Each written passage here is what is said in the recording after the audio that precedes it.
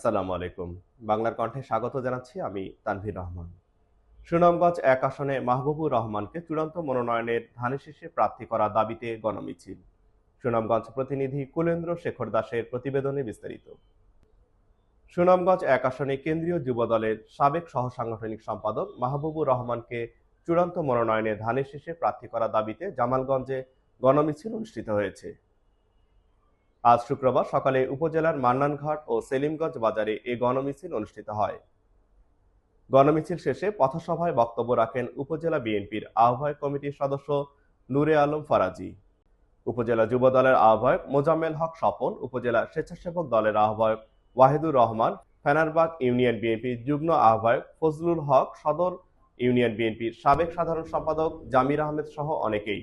বক্তারা বলেন, বাংলাদেশ জাতীয়তাবাদী যুব দলের কেন্দ্রীয় সাবেক সহ সাংগঠনিক সম্পাদক মাহবুবুর রহমান আমাদের দুর্দিনের সাথী।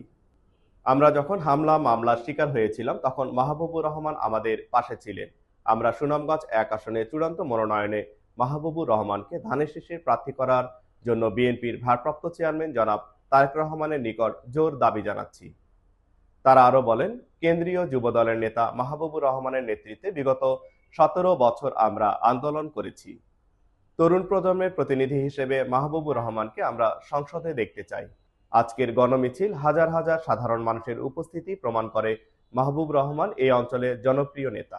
আমাদের বিশ্বাস, ভারপ্রাপ্ত চেয়ারম্যান তারেক রহমানের চূড়ান্ত মনোনয়নে মাহবুব রহমানকে মূল্যায়ন করবেন। বিগত 17 বছর যাবৎ নেতাকর্মীর পাশে সুখে দুঃখে মাহবুব ছিল। চূড়ান্ত মনোনয়নপত্র মাহবুব রহমানকে মূল্যায়ন করার জন্য তারেক রহমানের কাছে আমাদের দাবি। গত 17 বছর মাহবুবুর রহমান বিএনপি নেতা কর্মীদের পাশেই সে সবসময় রয়ে গেছেন, এখনো সে আছেন। এখন আমরা চাই যে মাহবুবকে চূড়ান্ত হিসেবে তাকে কাটটা দেওয়া হয়। বিএনপি দলে উনি খেদমত করিতেছেন। আমরা যেন চাই মাহবুব রহমান চূড়ান্ত মনোনয়নপত্র যেন মাহবুব রহমান পা।